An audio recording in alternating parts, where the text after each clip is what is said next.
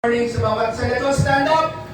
At umikot tayo at sabihin natin kapatid, you are welcome. Yes, sige po, ikot tayo. Welcome po natin mga kapatid natin. Praise God, welcome po mga kapatid. Sa gawain ng Panginoon, welcome po. At sabihin mo, you are blessed to bless. Ayan, you are blessed to bless.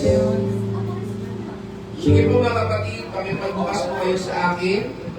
So Psalms 91, verse 1 to 16. Ako po sa verse 1, kayo po sa verse 2. Verse 1, siyang naghahangad ng pagpupok na kataas-taasan at mananatili sa paggalingan ng kapangyarihan. Verse 2, aking sabihin sa kasabayan sa isang pagkakuha ay siya aking katibayan sa kabayan ng Diyos sa panganib at bitag, ikay kanyang iligtas at kahit anumang matinding salot ay hindi magdaranas. Verse 4. Kanyang katampanan ng kanyang mga pagbilis sa salayan ng kanyang mga kapwa ay mga lupa ng kanyang pangalan at anotation. Pagsapit ng gabi, hindi ka matatakot sa anumang bagay. Maging sa gagawing biglaang paglusob ng mga kaaway. Verse 6.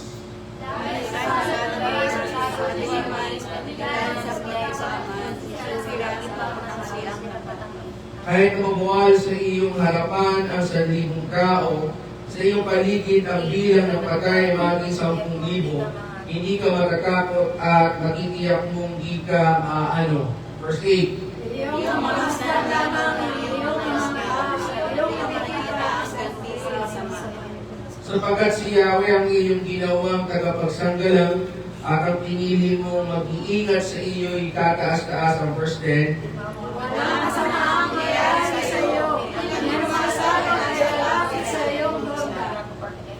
Sa kanyang mga anghel, ikay itatagubilin saan mang dapot maparoon, tiyak kang iingat. And verse 12. Kanilang dalayan sa kanilang mga kamay ay nakakatito sa sigawan. Iyong katapangan kahit ang ahas o liyong babagsik ka, di ka maaano sa mga serpiente, liyong mababangis. Verse 14. Sapagkat kanyang inilawa ang kanyang pagkikitas sa atin. Kaya iniligtas sa nalaman ang pangalan. 15. Kapag sila'y tumawag, laging handa ako na sila'y pakinggan. Akong sasamahan, aking samahan, at kung may problema sa isoplohan, aking iligtas ang bawat isa ay pararangalan. Verse 16. Ang usulan siya ng mga buhay at kapag-kapalitan siya sa kanyang niligtas. Dalawan po natin sa Sheila sa opening prayer.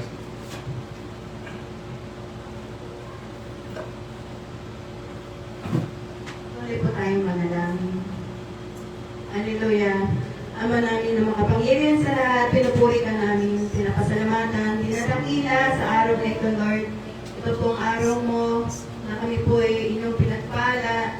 Kami rin po ay pinagpapala po namin, Panginoon, sa aming mga awitan at pagpupuri po mamaya, Panginoon. Maraming salamat po, Panginoon, sa araw na ito na muli niyo po kami pinagkatipon-tipon upang sambahin ka, akilain ka sa Espiritu at katotohanan. Dalangin namin, Panginoon, mula po sa lahat, kami po ay humingi ng kapatawaran sa lahat ng aming mga kasalanan, pagkukulang, mga nasalita, naisip, mga nagawa na hindi po kalugod-lugod. Kami po ay papalinis ng inyong banal na dugo ni Jesus upang maging marapat, mamarap sa iyong harapan. Maraming salamat po, Panginoon, sa katugunan namin mga panalangin. Dalangin namin, Panginoon, ngayong araw, ang itong pagsamba, Panginoon, samahan niyo po kami, pangunahan niyo po kami ng inyong banal na Espiritu, at kami po ay gabayan sa mga pag-aaral, mga salita mo, Panginoon, na maririnig namin. Kami po ay inyong gabayan upang malamnan po namin ang mga salita mo, Panginoon. Maging aral, sa buhay namin at maririnig namin sa mga likod mo, Panginoon, na ginagamit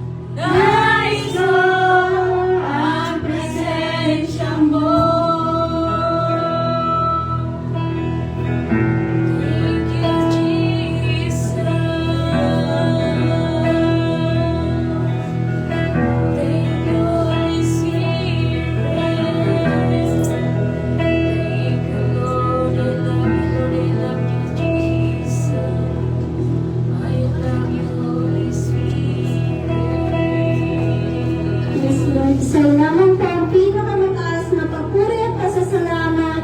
In Jesus' name, Amen!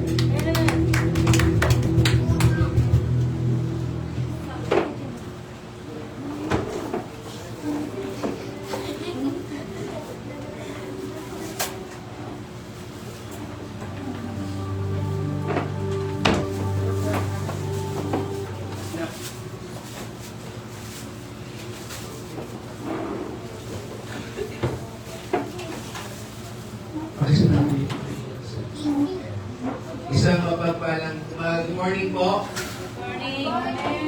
Good morning po. Yan, welcome po doon na sa, classmate ba kayo ni Ara? Congratulations, ha? Wow, thank you. So, salamat sa Panginoon at nakasama namin kayo. No? At to give thanks to God sa kanyang kabutihan. Second honor. Ay, second honor. Second place. Kasi ako, 5th place eh. 5th place. Isa po mapagpalang umaga po sa bawat isa. Welcome po ang bawat isa.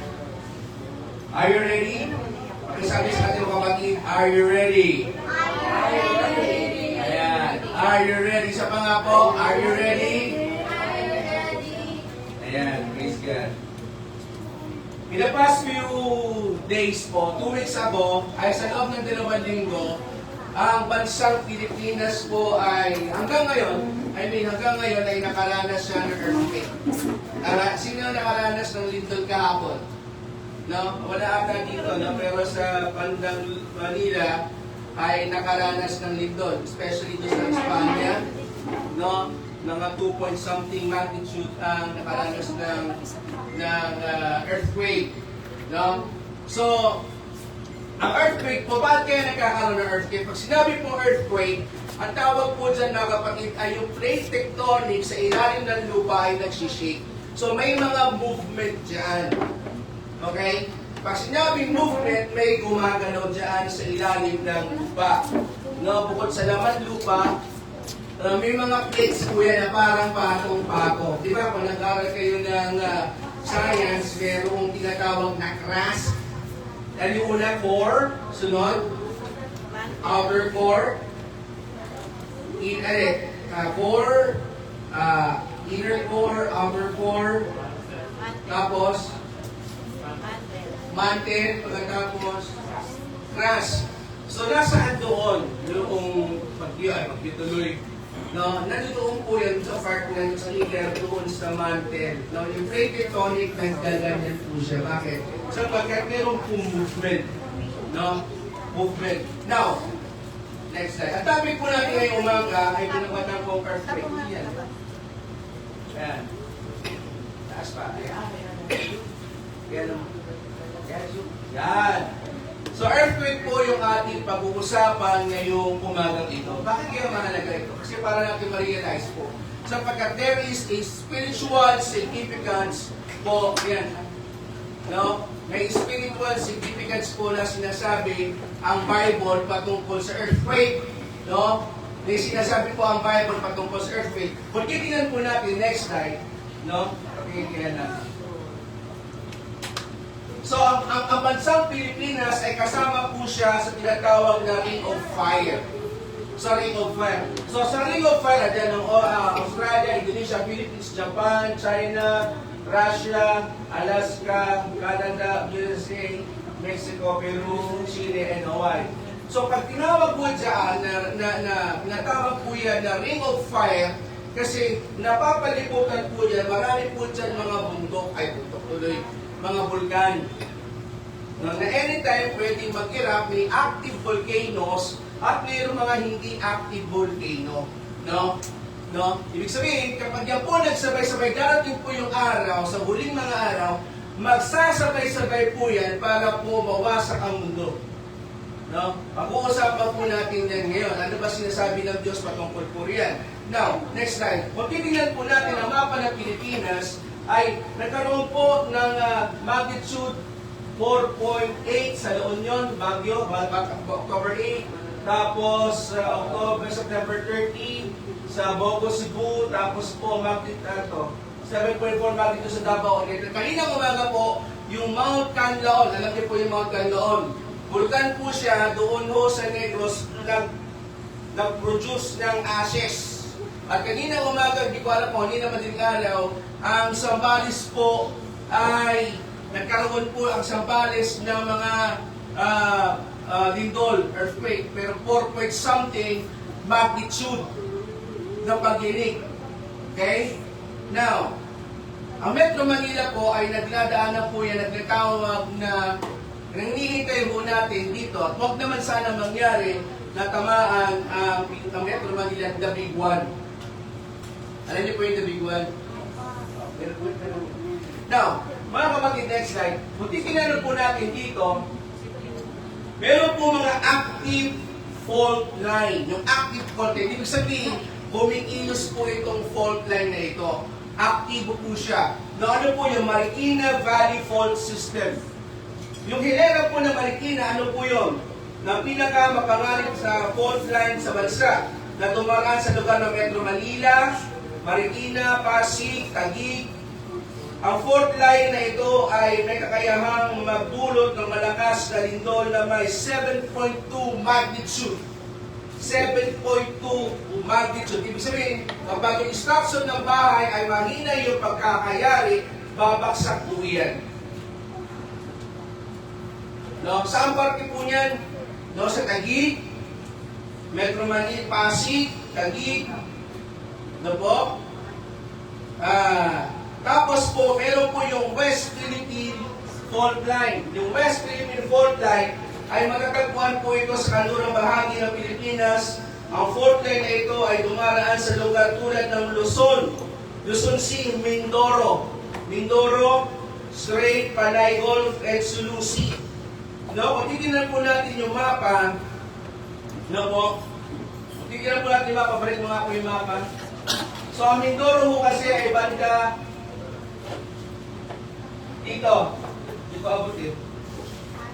Diyan. At dyan, sa baba ng Metro Manila. Now, sa baba ng Metro Manila, nariyan ang Mindoro. Sige pa sa Bernard, kaki po ito. May quiz kayo mamaya. No? Sa baba po yan yung Mindoro. No? Mindoro Strait, Panay, and Sulu. Yung Sulu, banda dito. So, ibig sabihin, malayo po yung kanyang katamaan of fault line. Pero po isang tatlong fault line na hindi naman po gaano active. Yung Eastern Philippine Fault Line. No? Yan. Eastern Philippine Fault Line. Matatagpuan sa silangang bahagi ng Pilipinas fault line na ito ay dumaraan sa Philippine Sea na may kakayahang magdulot ng malakas na lindol. So kaya meron po tsunami. Okay, yung tsunami. Alam niyo yung tsunami? Saan po lumilito ng tsunami? Sa dagat. Nagpuproduce siya ng tidal wave. No, malaking wave. Then, yung Central Philippine Fault, ito ang malaking fault zone na dumaraan sa gitnang bahagi ng Pilipinas mula Hilaga, bahagi ng Luzon hanggang Timog, bahagi ng Mindanao. Balikan po natin yung mapa. Kung titingnan niyo po, Hilagang Luzon hanggang Mindanao. Ito po yung tinatawag na Central Philippine Zone. So, ibig sabihin, buo Pilipinas ay pwedeng tamaan ng isang malaking lindol. Okay? Next, Southern Mindanao Fault Line. Balikan niyo na. Tagpuan sa timog bahagi ng Mindanao sa fault line ito sa dumaraan sa Celebes Sea at Moro Gulf. Now, mga kapatid, itong fault line na ito ay mga fault active po ito. Ibig sabihin ng active, gumagana ho yan. Buhay ho yan. Okay? Gumagana siya pero hindi pa malakas. Okay? Hindi pa malakas. Meron din tinatawag na inactive fault line.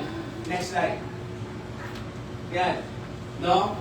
Ito po yun. Yung isa ay Himalayan Fault sa probinsya po ng Quezon po ito. Tapos Masbate Fault, Magtagpuan sa Masbate, Golf Line, no, nagdudulot po ito ng malakas ito, Cebu, Fault Line, at Vigan, Agao, Fault Line sa Ilocos Norte, Ilocos Sur po ito. No? Sunod po ay Mindoro, Aglubang Fault. Sa Mindoro po ito, ang fault line na ito. Then, Sibuyan Sea Fault, Legazpi, Lingamen, no, matagpuan sa Bicol region, ang fault line na ito. At Tablas, Lingamen. So, ibig sabihin, itong mga fault line na ito, balikan ko sa mga pa yung pinakauna na. Ayan, isa pa. Ito. Pag iyan po, kasi nga po, dito yung Pilipinas, kung bakit po, kasi ang daming active volcano dyan. Ito pa isang malupit dyan na kapatid. Walang nakakaalam kung kailan darating lindol. Ang bagyo, madidetect ko pa siya eh. Kasi mayroong radar system ang Philippines. Pero ang wala pa tayo nakahanda na ang Pilipinas ay madidetect yung movement, gano'ng kalakas, yung intensity, kundi mangyayari muna bago siya masukat. Kasi niya, mangyayari muna siya. Pero bago mangyari, hindi natin malalaman. Walang nakakaalam kung kailan magaganap ang lindol. Ako po ay member po ng ITRM na pag-uusapan po namin no, kung umatit po kayo last time dito na sinabi ko po one of the days dito, napag-usapan po dito na napag-usapan namin na maaaring maganap last quarter hanggang first half next year ang malakas na lindol. No? Kaya po inaayos yung mga daan, yung mga flyover, sinasarado ko yan. Kaso ang bansang Pilipinas na hindi pa po handa, kagaya ng Japan, nakapag-lumindol, yung gilid gumagano. Diba? Dito sa Pilipinas, kapag lumindol, dalong agad. No? Pag lumindol, dalong agad. No? Kaya, ano ang tinuro sa inyo pag may drill? Earthquake drill? Down? Over? Ano na? Tatlo yun eh. So, duck, over, good. No? So, napakalaga na pa-practice nyo yan. No? Importante po yan. Now, bakit ba may earthquake? Ano sinasabi ng Bible patungkol sa earthquake? Kasi kailangan ma-realize na ang earthquake ay hindi ito basta-basta pwedeng gayahin ng man-made o ng tao. Nobody can imitate or makopya ang lindol. It's a very impossible na kopyahin ito. Ibig sabihin, it's a very serious thing. Ano sinasabi ng Bible? Number one. Sige po. Number one, earthquakes and volcanic eruption is an act of God. It's an act of God. Ang paglindol o yung pagputok ng bulkan ay hindi gawa ng tao, hindi gawa ng Diyos. Ano pong sabi nga nandito sa Psalms 104 verse 32? Ang sabi niya, He looks at the earth and it shakes. He touches the mountain and they smoke. Ano ba ang volcano? Mountain. Bigyan natin. Amen. So, ibig sabihin, sabi ng Panginoon dito, He looks on the earth and it shakes. Tinignan ng Diyos yung mundo at nagkaroon ng lindol. At nang hinawakan niya yung bundok, umusok, pumutok, nag-produce ng ashfall. It is an act of God. Ito yung kilos ng Diyos na pinasinasabi ng Book of Psalms. Meron pa po, Exodus chapter 19, verse 17, sabi ng Moses brought the people from the camp to meet God. So, si Moises dito ay nasa Mount Sinai. At gusto ni Moises magkausap ng Diyos ang mga tao. So, ito yung bundok, ang Diyos ay bababa sa kanila. Tingnan niyo po ang sabi gano'n. And they stood at the base of the mountain, verse 18. Mount Sinai was completely enveloped, napaliburan siya ng smoke because the Lord had come down. Bumaba ang Diyos in fire. Tingnan niyo po smoke went up from it like smoke from the kiln, and the whole mountain shook violently. Nang bumaba ang Diyos, nagkaroon po ng lindol sa Mount Sinai. Ang Mount Sinai ngayon ay nasa Saudi Arabia. Nagkaroon ng lindol. Nang bumaba ang Diyos, kasi ang paglindol ay tanda iyan ng pagkilos ng Diyos. Earthquake is a sign from God. Number 2. It is a sign of God. It is a sign from God. Ano po sabi nga dito sa Acts chapter 4 verse 31? Ano sabi? When they had prayed, the place where they were meeting was what? Shaken. Yung nagpipray sila, lumindol. Lumindol. Bakit lumindol? Because it's a sign from God. It's a sign sa ating Diyos. Pinipersecute ang church nung araw. Pinapahirapan ang church nung araw. Pag ikaw nalaman na Christian, ikaw ay papatayin, pupugutin ng ulo, papakain sa linon. Kaya ginawa ng church, itong simbahan ay nag-pray. Nung nag-pray sila, sama-sama sila nanalangin, ano po nangyari? Lumindol. Pinakita ng Diyos na kasama nila ang Diyos. Amen? Amen po ba? No? At sabi nga naman, all of them were filled with the Holy Spirit and continued to speak messages from God boldly. Naging matapang sila. Naging matapang sila. Why? Because naramdaman nila yung presence ng Diyos. Naramdaman nila yung presensya ng Panginoon.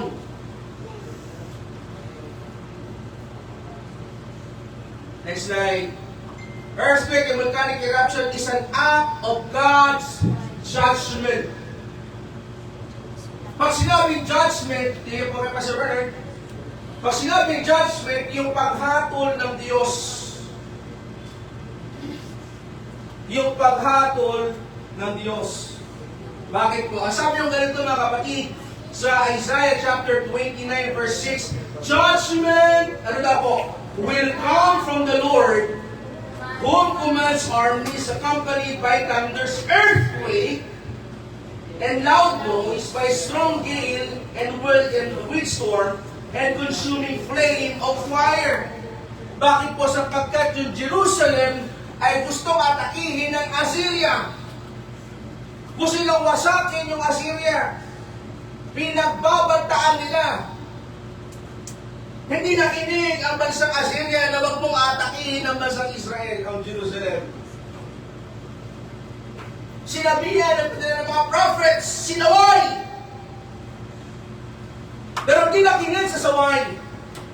Then come the prophecy, ni Prophet Isaiah, judgment, yung pagpalo ng Diyos doon sa Assyria. Bakit naging matigas ang ulo? Tingnan mo katabi mo, mukha bang matigas ang ulo niya?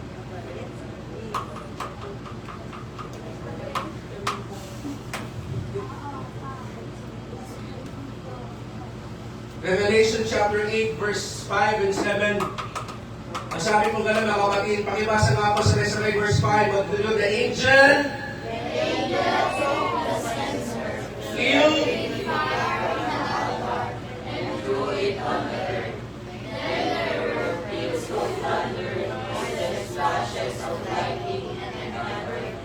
and earthquake. Bakit po? Sapagkat ibabagsak ng Diyos yung judgment.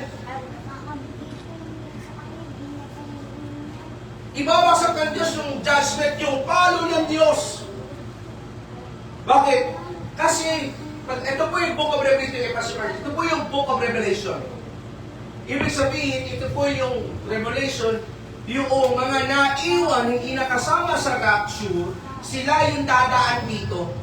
na imbis na lumapit at pakumbaba sa Diyos, imbis na maging seryoso sa Diyos, ay nilalaro yung pagiging Kristiyano nila. Hindi nila seryoso yung paglilingkod sa Diyos. Kaya po nangyari mga kapatid, nagbagay ulit ng Diyos ng judgment sa kanila.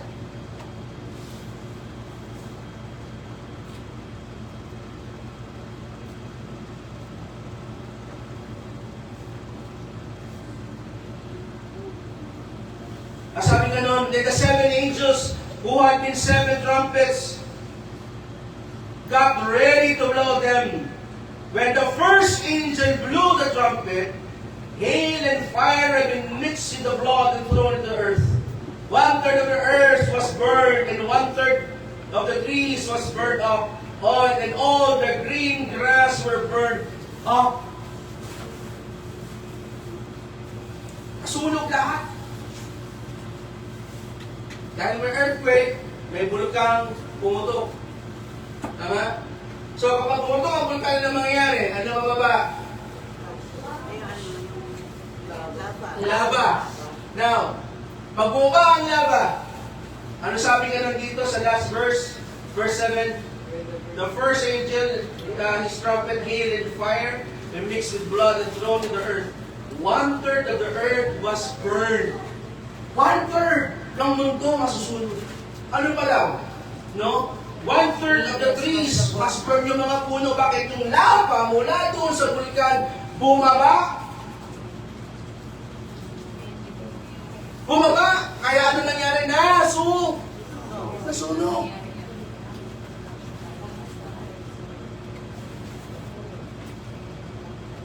And all the green grass were burned up. Bakit po? Kasi galing nga sa bundok, ano sa baba ng bundok, mga damo. Tama mali? So tama yung Bible. Earthquake and volcanic eruption is a sign of end times and the second coming of Christ. Kaya yun ang po natin. Sabi nga naman sa Matthew chapter 22 verse 7, yun natin doon sa Bible na. Matthew chapter 24 verse 1 to 3 muna tayo. Matthew chapter 24. Pakita lang. Matthew chapter 24.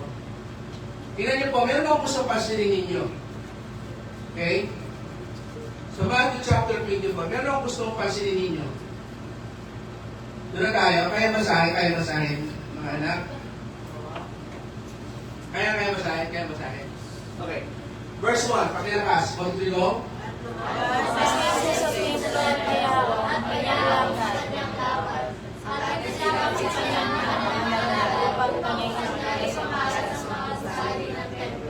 Verse 2. Sumagot sa kanila, sinabi, hindi ba ang sinasabi ko sa inyo, dito'y mayroong isang mga sa ibabaw na ibang bato at hindi Verse 2. Ilang verse 2. Basa. Sige po, kontrigo. sa nakaupo sa sundukan nagsilapit sa kanya ang mundo ng mga alagad at nagsisasabi, sabihin mo sa amin, kailan nangyayari ang mga bagay na ito? Okay, kailan, sabi yun, kailan mangyayari ang mga bagay na ito? Alin yung bubuhin niya po? Okay? Next. Ano ang magiging palatandaan? Okay? Pangatlo. At sa mga sinisabi, Kailan ang katapusan ng salimutan? So mga kapatid, pag binasa mo yung Matthew chapter 24, hindi sinagot ni Jesus Christ kung kailan tayo. Hindi niya sinagot kung kailan darating. Kung kailan siya babalik, kailan siya darating sa mundo, at kailan masusunog yung mundo. Hindi niya yun sinagot. Tama? Amen. Ito ang sagot ni Jesus Christ. Tingnan pa si Bernard. Yun niyo ba? At sumagot si Jesus, sinabi sa kanila, mag-ingat kayo sa inyong mga naliligaw. Dito naman, verse 5. Baba. Pakibaba na. Verse 5. Dahan-dahan lang. Verse 5. Sabi nga lang, sapagkat marami ang mga pagpalito sa aking pangalan at pagsasabi ako ang Kristo at hindi ko marami. Hindi po ha. Makakarinig kayo ng mga digmaan. Ibig sabihin, makakarinig kayo ng mga gera. Magkakaroon kayo ng World War, ng Ukraine War. Magkakaroon kayo ng gera. Makakarinig kayo ng gera sa maraming bansa. Sign. No? Ang digmaan, ingatan ninyo na huwag kayong mag-ulimahan sapagkat kinakailangan ito'y mangyari datapwat hindi pa ito bukas. Hindi niyo po. Verse 7. Hindi niyo po verse 7. No? Verse 7. Basa. Dahan-dahan. Huwag na yung ano lang yung ganda lang. Verse 7. Hindi niyo po ha. Basahin po natin. Verse 7. 1, 2, 3, go. Sapagkat so magkakaroon ng digmaan bansa sa bansa. World War. Nation against nation. Israel against Iran. Palestine against Israel. Ukraine against Russia. Philippines against China. So ibig sabihin niya, Pastor, nangyayari na po itong mga signs na ito. Kaso hindi tinuturo ito simbahan. Eh hindi nyo alam pag darating na Panginoon o hindi. Ano pa sabi ka sa verse 7? Sapagkat magsisindig ang bansa laban sa bansa at ang kaharian laban sa kaharian at pagkakagutom at ito po kasama sa sign ang lilindol. Mga kapatid, sa loob ng 2 linggo, nakaranas ang Pilipinas na matinding mga lindol mula Luzon, Visayas at Mindanao. First ever in the Philippines that we experienced earthquakes. Pag may sakit tayo, hindi tayo tumatawag sa Diyos. Puro tayo cellphone, puro tayo gala, puro tayo barkada. Pag lumilindol na, napakinggan ko sa Facebook, tabang Lord. Alam niyo po yung kasi Bisaya dito, mga Bisaya. Tulong. Mga Bisaya. Alam Bisaya? Mga Bisaya ka? Yung mga Bisaya dito. Tabang, tulong. Ano sabi niya na? Tabang Lord! Lord, tulungan mo ako na. Pag sa Facebook, kumakas niya yung hindi mo. Doon siya tumawag sa Diyos nung lumilindol, pero noong walang lindol, hindi marunong tumawag sa Diyos. Walang panahon sa Diyos. Para sinasabi ng Panginoon, anak, malapit ka dumating, ginigising kita. Sabi mo sa akin mga tuloy. Sabi mo kapatid. Ginigising ka ng Diyos. Sinasabi lang ng Panginoon, mga anak, malapit na akong dumating. Kasi nasabi mo, natutupad ba? Ano ba? May katanong sila, natutupad ba? Saan ba yung sabi ng Panginoon? Totoo ba nagiging? Totoo ba nagiging-gira na? So, ibig sabihin, itong prophecy na to, na sinabi niya 2,000 years ago, ay natupad. At natutupad na paunti-unti. Paunti-unti. Kasi malapit na siyang bumalik. Ano yung mga tabi mga kapatid?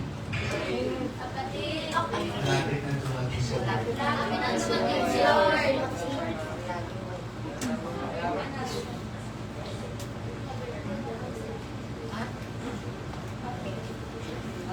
Next slide. Tapos ako si Christoph.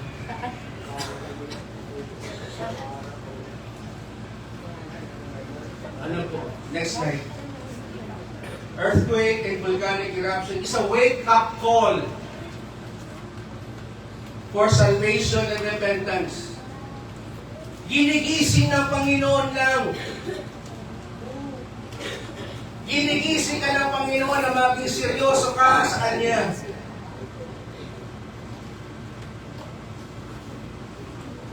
Ginigising ng Panginoon na maging totoo sa Kanya. Na maging seryoso ka sa pananampalataya mo at paniniwala mo sa Kanya. Kasi hindi ka kaya iligtas ng magulang mo. Amen. Hindi ka kaya iligtas sa kamag-anak mo. Hindi ka iligtas sa kahit sino.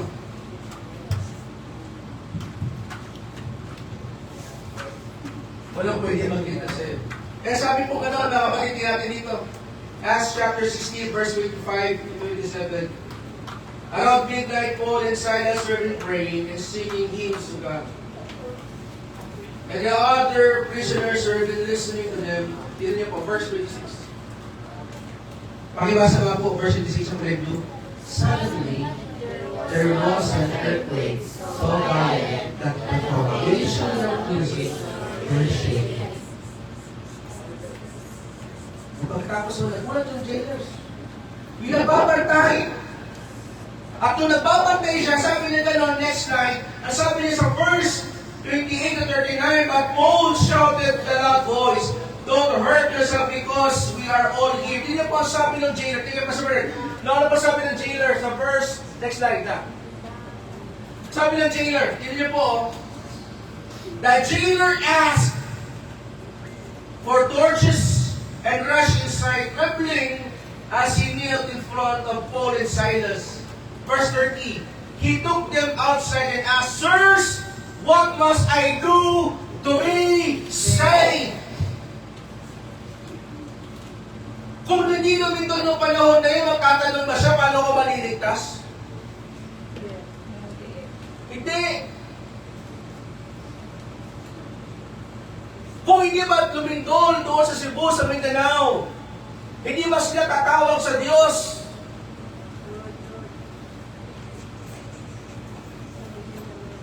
Kung hindi ba lumindol sa Sambales, kanina, wala bang lalapit at tingin, paano kung lumindol ngayon? Baka nga tayo tumatawag sa Diyos.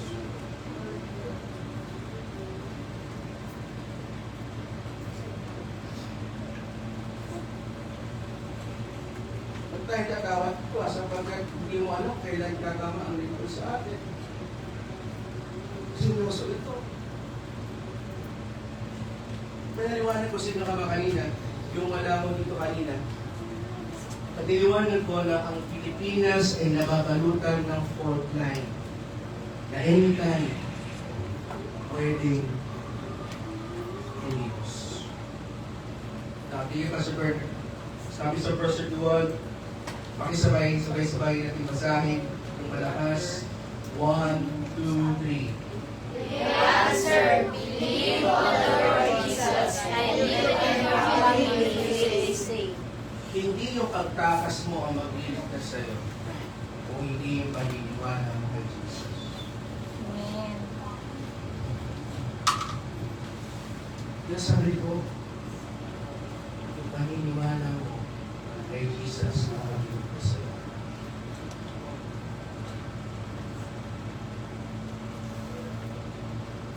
Ano ang kasalanan ng Pilipinas at ng Christians? Tingin ba sa Bernard?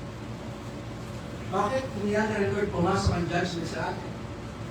Number 1, tumalikod sa Diyos at naging materialistic. Ang mga Pilipino na dating maka-Diyos, may panahon sa Diyos. Ngayon sa panahon natin, wala nang panahon sa Diyos. Naging materialistic. Amen. Puro pagandahan ng cellphone. Pagandahan ng damit.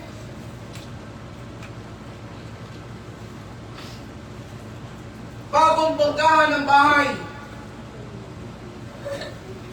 Tumalikod sa Diyos ang marami sa atin. Number 2, hinayaan ang marami ang marunong o maling katuruan o false grace na wala ng repentance.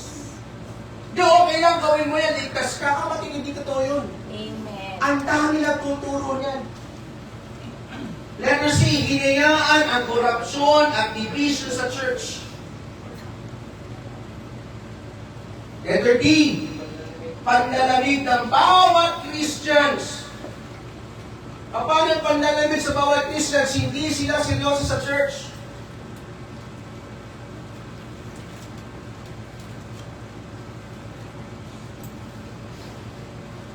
Letter E, pinili ang comfort kaysa sa paglilingkod. Basta ako komportable. Kapatid, hindi.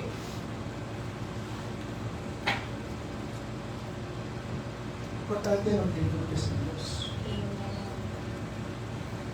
Alam mo ba, tayo dito, binibilang ng Diyos. Amen. Basta oo, pag wala ka, absent ka, kung sa school natin, o sa trabaho natin, sine-check attendance tayo. Kaya, sa bahay, pag kulang tayo, makakakapit tayo. Wala yung isa, hinahanap, di ba? Di mo ba hinahanap ka ng Diyos pag wala ka sa church? Oo, basta totoo? Oo. Revelation chapter 11, verse 1. Sige, pakibasa na. Ito. Wala dyan, di ko isulat. Revelation. REV 11.1. Kaya ba hindi? Ano sabi? At binigyan ako ng isang tambong katulad ng isang panukat. At may isang nagsabi, magtindi ka at sukatin mo ang templo ng Diyos. Sukatin mo ang templo yung church. Gets niya? Sukatin. Ano kasunod? At dambana at ang mga sumasamba doon. at ang sumasamba doon. So, ibig sabihin, tinitingnan ng Diyos mula sa langit at sa buong church, hindi lang dito sa Pilipinas, ang bawat isa, kung sumasamba ka sa Diyos, hindi ko minamasama online, pero comfort yan. Bibilangin yung sa'yo, no? Binibilang niya eh. No, sukat, ilan ba yun? Binigyan siya ng tampong katulad ng isang panukat. So, pag may sukat, anong ginagawa? May bilang ang sukat. Tama? Amen. Yung ruler, ano meron ng ruler? Meron ilang 12, ilang how many inches ang isang ruler? Wow. Oh, how many centimeters? Ano po nangyari mga kapatid? At binibilang yun. So, ibig sabihin ko, binibilang yung panukat, binibilang din ang bawat isa na sa loob ng church. Amen.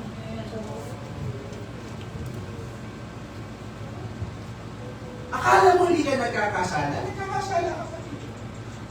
Kasi hinahanap ka eh. Kung sa school nga ho natin, sa trabaho natin, kapag hindi ka pumasok, binabawasan ka, pag ikaw naman ay tatlong absent sa school mo, kapatawag niyo yung magulang mo, tama ba? Ganun pa rin ba? Yes. Kasi yung pala na pag tatlong absent, hanggang rin eh.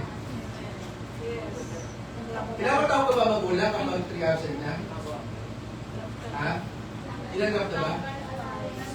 Ha? Tanggal allowance pag isang buwan, tanggal sa school. Basta magpaalam. Depende pa nagpaalam. Pag isang taon,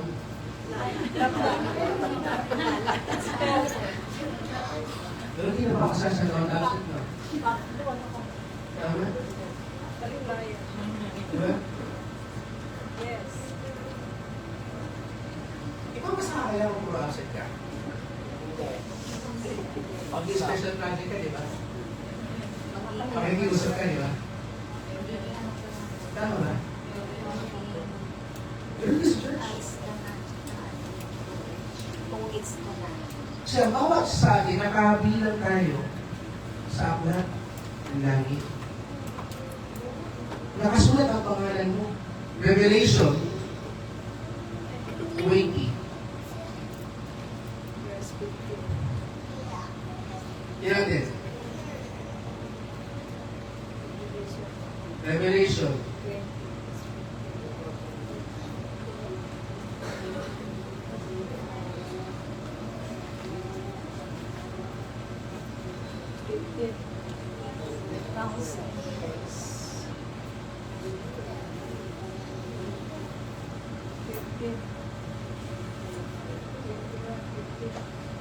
Ano po?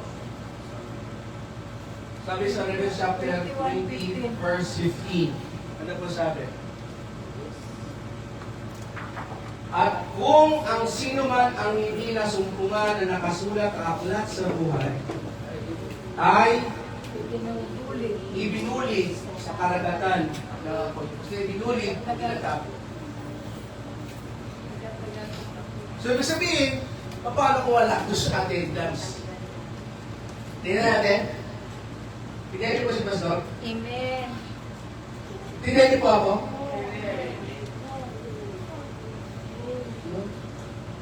Kaya matindi po mga kapatid. Balik mo tayo sa slide. Balik sa slide. Sige lang. Now, ano naranasan ng Pilipinas? Bagyo. Number one, bagyo. Corruption tsaka hirapan. Muli mo kapatid, sunod-sunod yung bagyo. Hindi pansin mo. Amen. Po tayo. Di ba? Hindi pansin yun. Nung panahon namin, isang bagyo, okay lang eh. Pero pagkatapos ng bagyo, may panibagong bagyo ulit. Magkakaliita. Guess nyo? No? Kala pa mag-jowa, hindi naging hiwalay. Di ba? Lumalay yung hinahabol pa. Tignan mo. Pansin mo. Kaya dami, tuwa kayo, marami pasok eh. Di ba? At ito, malapit, pagkatapos ng bagyo, hindi natin na-expect na yung taon lang ito. No? Ngayong taon lang ito. Ano nangyari? Corruption, at yun. Luzon, Visayas, Mindanao, wala pang isang buwan. Wala pang isang buwan. Pastor, wala pang isang buwan. Nakaranas ang Pilipinas pasunod-sunod. Ay, God. Tinayin po natin sa pagmaka. Next slide. So, ano dapat ang gawin ng Pilipinas? Sabi ganon, whenever I close the heaven for the restoring, whenever I command locusts to waste to the land, whenever sun epidemics among my people, when my people humble themselves to one who is called by my name, and pray. So kahit ang paano paghahanda mo para sa bagyo, para sa lidol, hindi yan sagot. Ang sagot, sabi ganon, and pray. And seek me, hanapin ang Diyos. Hindi hanapin ang pera. Hindi hanapin ang karir. Kung hindi hanapin ang Diyos, sapagkat wala na naghahanap sa Diyos ngayon. Ito niya si Pastor. Amen. And turn away from their evil practice. Ibig sabihin, kaya Pastor, please. Tingnan mo, tapos ako. I have 5 minutes. Tatalikuran mo yung ginagawa mong kasalanan. Amen. Tatalikuran mo ang bisyo mo. Tatalikuran mo yung mali mong ginagawa. Tatalikuran mo yung mga kasalanan mo. Yun ang hinahanap ng Diyos. Mag-pray, hanapin siya, talikuran mo yung ginagawa mong kasalanan.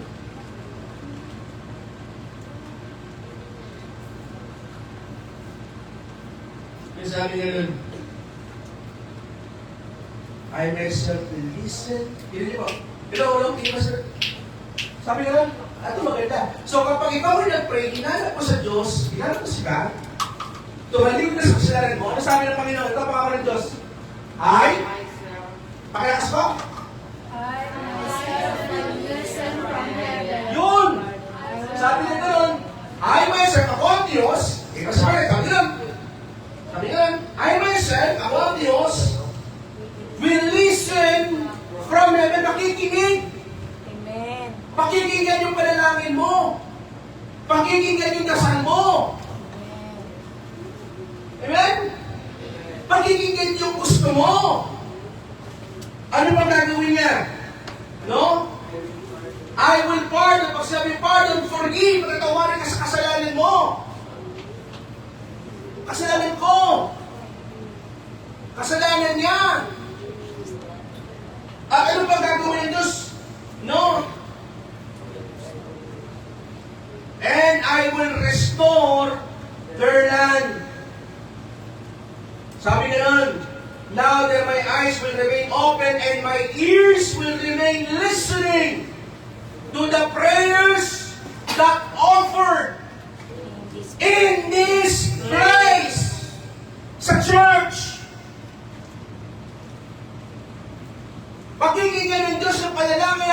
simbahan.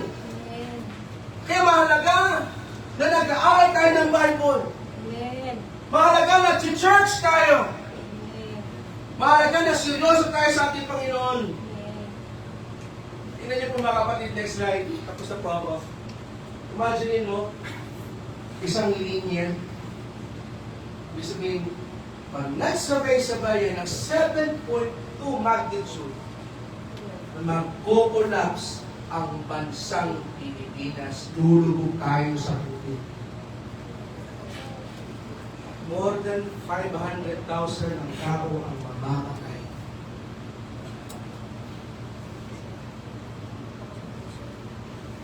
Kaya sa panahon na to,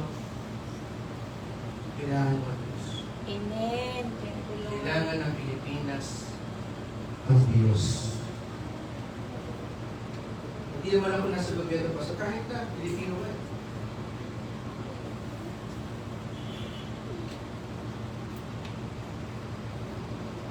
Iniisip tayo ng Panginoon. Sabi ka na next slide, tingnan natin, makakasunod na lindol sa Pilipinas sa loob ng 2 linggo. Pag umabot ng buwan niya, kapatid, hindi kakayanin ng Pilipinas. Lalo na kapag pinamahan ng individual. Alam ko po, kasi ako ay nagtatrabaho. Member ako ang disaster response. So alam ko, kailan po, hindi naman kailan alam, kundi alam namin yung mga fault line na tatamaan ng gabi buwan. 7.8, 7.2 to 7.8 magnitude na kayang pagbabain ang Makati, Pasig, Ortigas, mga maksat yan.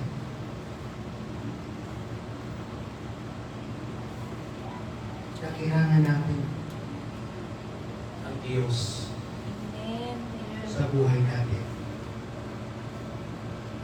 Kailangan mo at kailangan ko ang Panginoon.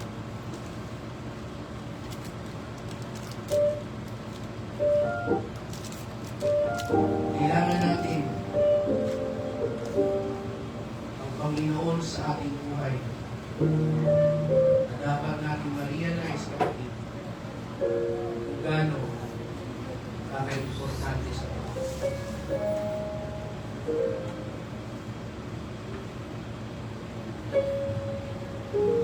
Sige ba sa Bernard?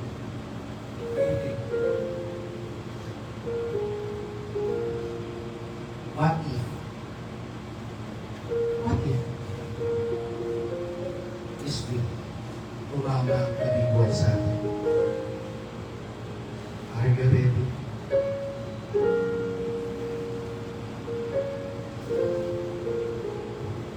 What if October 2nd, bumagsakan ng miyembro mo o ikaw, are you ready? What if ikaw yung masawi? Ano na what if more than how many people died during Cebu and Davao earthquake?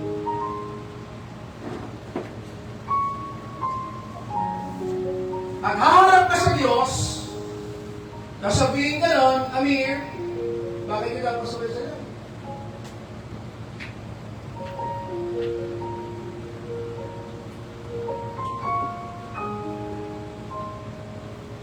Bakit ka pasaway sa langit? Hindi mo rin pwede sabihin na mag-ranti sa Diyos, Lord, di pa kasi ako ready. Hindi pwede gano'n kasi sinabi na sa iyo eh. Nakikita mo na eh sa balita. Nakikita mo sa social media.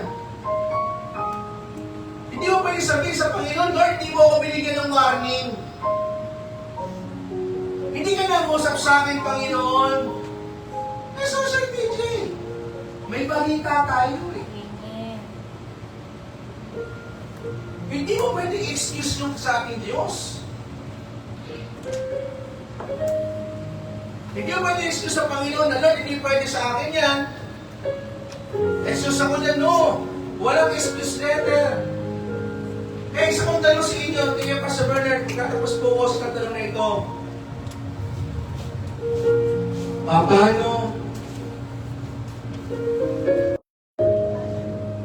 Paano kung ikaw ay Haharap sa Diyos at tatanungin ka,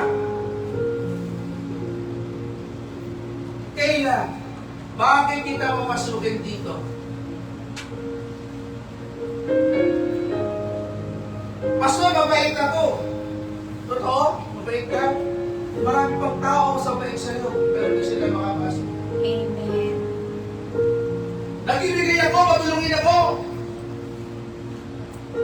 Marami pang mas matulungin sa'yo. Sabi si Soma ni Pacquiao, maraming tinutulungan.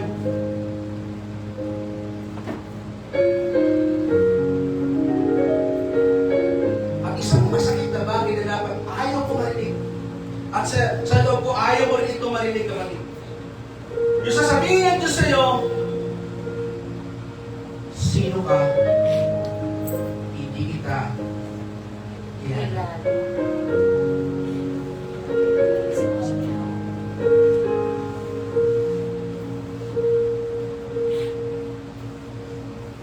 Pasok ka pala sa langit.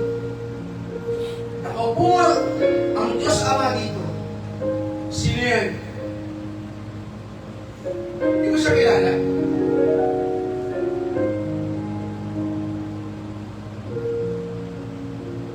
Mahal si Kristo ka, Panginoon, nag-church ako. Panginoon, mabuti ako. Panginoon, masutunod akong anak. Mabait ako magulang. Ang sabi sa iyo ng Diyos, hindi kita kilala eh.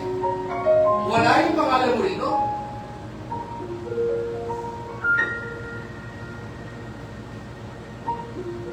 Pwede mo na sabihin, sumisigaw ka, malayo. Sabi ko, Panginoon, hindi mo na sinabi ang tama yung nabigwal sa akin. Sana kapaganda ako. Masabi lang naman sa iyo. May sasabihin siya kayo. May balita kayo. May mga pastor na nagtuturo. Bakit hindi kayo natin? Hindi natin pwede isisid sa Diyos yan. Wala tayong karapatan na isisi natin sa Diyos yan. But today, ano sabi ng Bible? For God so loved the world that He gave His only begotten Son, that whoever believes in Him will not perish in hell, but have eternal life. Tapos sabi ni Jesus Christ, I am the way, I am the truth, I am the life. No one can come to the Father except through Him.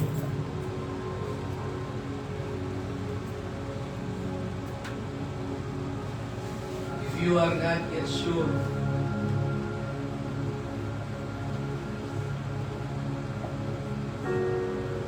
God is offering.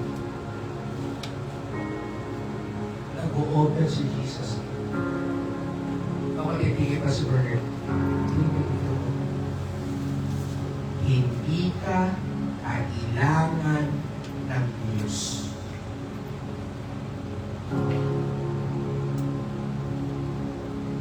Kailangan ng Diyos. Hindi po.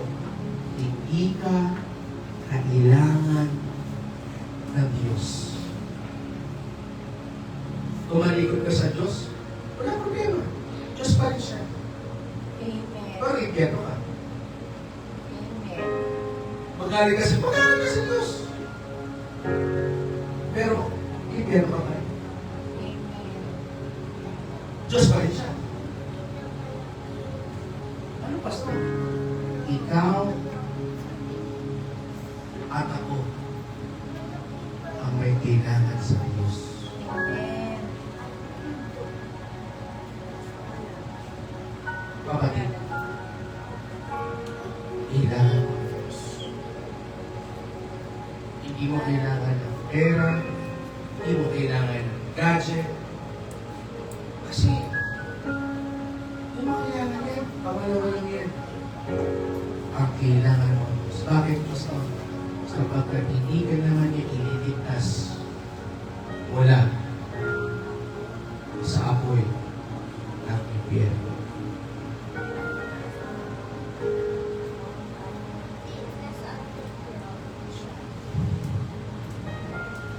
Kapatid, if you desire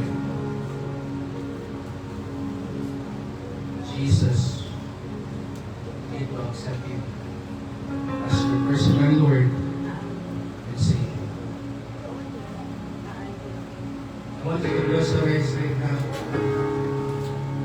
Hindi po ang bawat isa.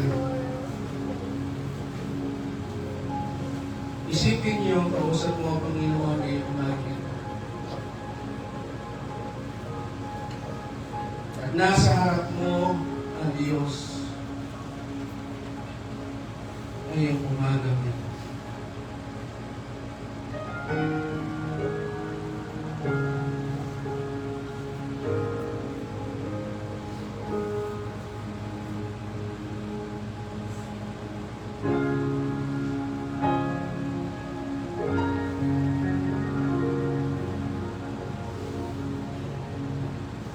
Tatanungin ka, para mo, Diyos, anak,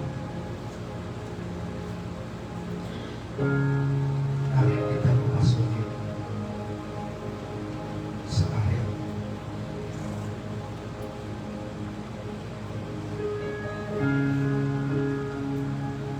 Kailangan mo tumawag sa Diyos. Kailangan mo ang Diyos ang mag-isip mo sa panawagan niya. Huwag mo itigil na kaliwa sa kanan mo. Sa likod sa harap, papagito. Hindi ka na kaya iligtas. Ang magliligtas sa iyo, si Jesus. Kung sa palagi mo, kailangan mo si Jesus. I challenge you. Itaas mo ka ng kamay. Handa ang kailangan mo sa ating Diyos.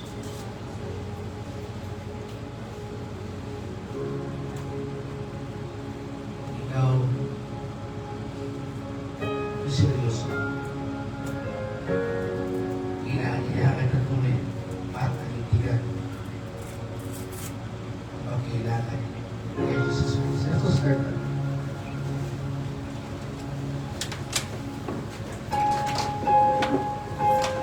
Sa maiksing panalangin na ito,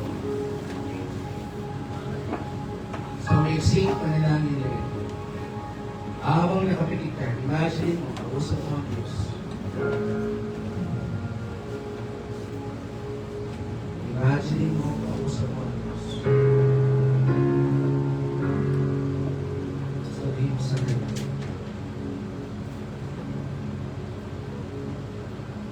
aking Diyos, nagpapakubaba ko. Humihingi ng tawad sa iyo. Patawarin mo ako sa akin na itong kasalanan. Sa isip, salita, at sa mga. Panginoon, kailangan kita sa buhay. Pumasok ka, iligtas mo po ako. Mag-aaral ka sa akin. Isulat mo ang aking pangalan sa aklat ng buhay sa langit. Upang sa ganun, dumating ang panahon na ako'y haharap sa iyo. Ako'y papasok at tatanggapin mo. Hindi dahil magaling ako. Hindi sa mabuting ang gawa.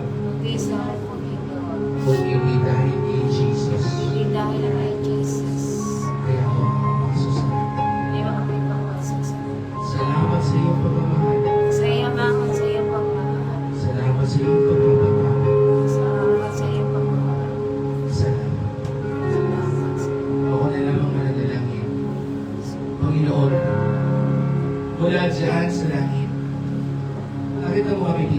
halika kami. Kita mo kami sa likod ng garahe. Nakita mo mga lalaki, babae, matanda, bata.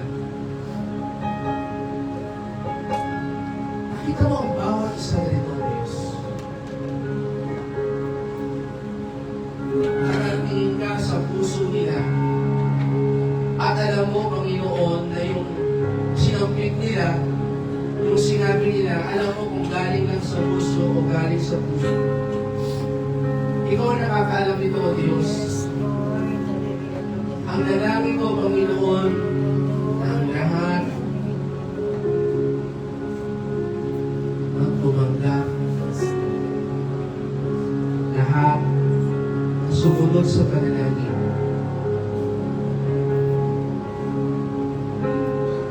Ay isulat mo po ang kanilang pangalan sa aklat ng buhay sa atin.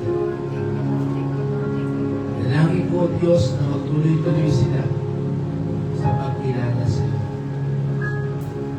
Maraming salamat po, Panginoon, sa iyong kapagihan. Salamat po sa pagkatiligtas niyo po kami. Mula sa amoy kanya. We thank you, Father, we bless you, we honor you. In Jesus' name, everybody says, Amen. Sige po, makapo ang bawat isa. Kapo natin ang ating guys and offering. Yan. At ilan natin si ating JP para po sa ating offering na yan.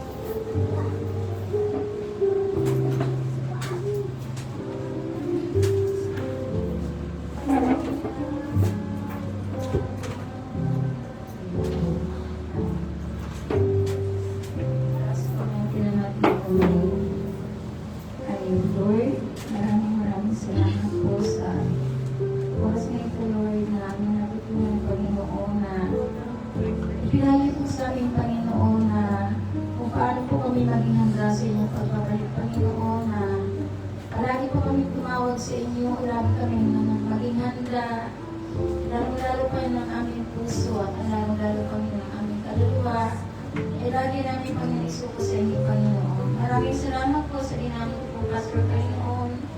Ngayon pa yung mga salita kung paano po kami mamuhay na nakalugulog sa iyo para kasi yung pagbabalik, Panginoon, ay kami yung magkasama pa. Maraming salamat po at pagpalain niyo po ang kayang buhay kayo po ang kayang pamilya. Lord, maraming salamat po.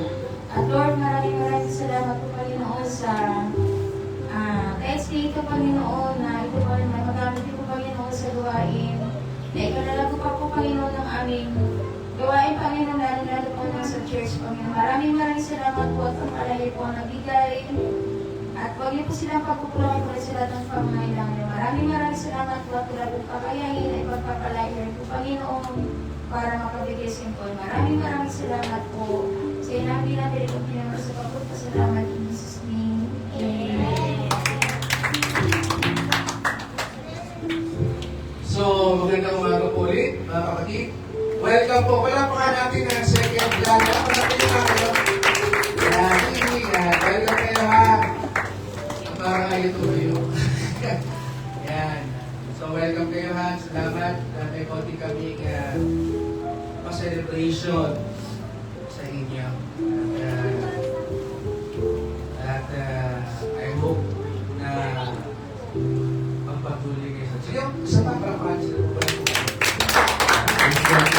So, announcement po.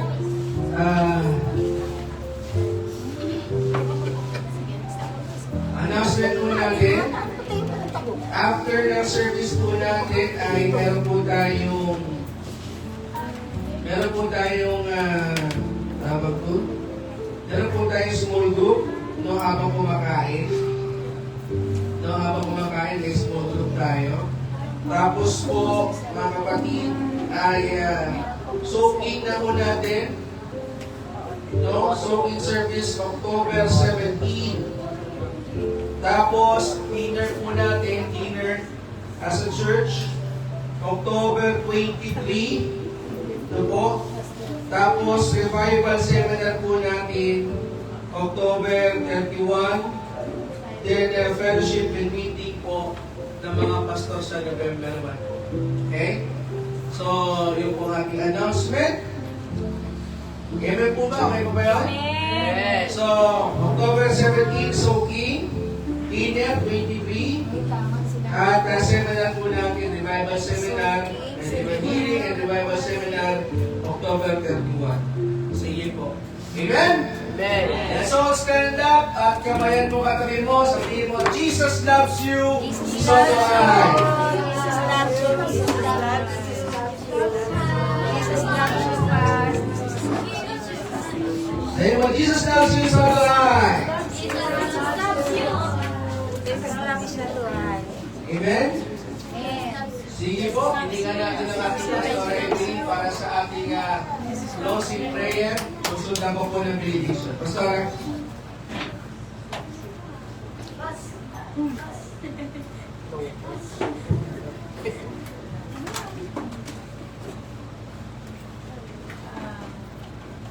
Mag-bless po ba tayo?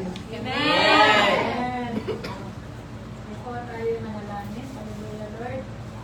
Maraming salamat sa pagkakataon na ito, Panginoon, na kami ay nagtipon-tipon dahil ito po ang iyong sinabi na huwag namin kalimutan ang pagsama-sama bilang magkapatiran. Salamat po, Panginoon, sa mensahe na aming narinig. Silyuhan mo po ito ng banal mo dugo na Yes, inaalaw thank ng you, kaaway Jesus. ng Thank you, mighty name Jesus. of Yes, Jesus. Lord. Lord, na ang iyong mga salita, Panginoon, ay hindi babalik sa iyo na walang ma-accomplish. Yes, thank you, Lord, I Jesus. pray, Panginoon, sa mga bago kong nakarinig ng iyong salita, na ito po, Panginoon, ay ibigay mo sa kanilang Yes, puso, thank you, isipan, Lord. Panginoon. Thank you, Jesus. Maaaring nagtataka po sila, Panginoon, dahil ngayon lang po nila narinig ito, ngunit ito po ay matagal na ninyong sinabi, Panginoon, sa Yes, inyong thank banal you, Jesus. Thank you, na Jesus. aklat, na ang bawat isa, Panginoon, kung tatawag sa iyo, ay maliligtas. Kaya, Lord, I pray na ang bawat isa ngayon ay tunay na po, Panginoon, tatawag sa iyo, Panginoon, upang maligtas, upang hindi magpunta sa pamagat. Maraming salamat, Panginoon, sa pagkakataon na ito. Pagpalain mo ang mga bigay. And again, Panginoon, na mga walang trabaho, dalangin po namin, Panginoon, kayo po ang siyang patuloy na bless sa kanila, magpaalam sila ng anak buhay. At salamat po, Panginoon, sa mga dumalo. I pray na hindi po ito ang una at hindi rin ito ang huli. Salamat po sa iyong gagawin sa buhay ng bawat isa, Panginoon. Pagpalain mo po ang bawat isa. Yes, Ang lahat ay masasabi na Amen. Ama, sa pangalan sa aking kaibigan, ang ulan ng pagbabana sa aking buhay. Dadali pong blessing, dadali pong healing. Dadali po, Panginoon, ng kasayanan, kapayapaan sa kanyang puso. Maraming salamat po. So, kayo aking pag-ibig ng Ama, ang higayat ng Panginoon sa Kristo, at pagkasama ng Banal na Espiritu, Lord, forever bless to bless in Jesus' name. Amen. God bless you all. Meron po tayong magiging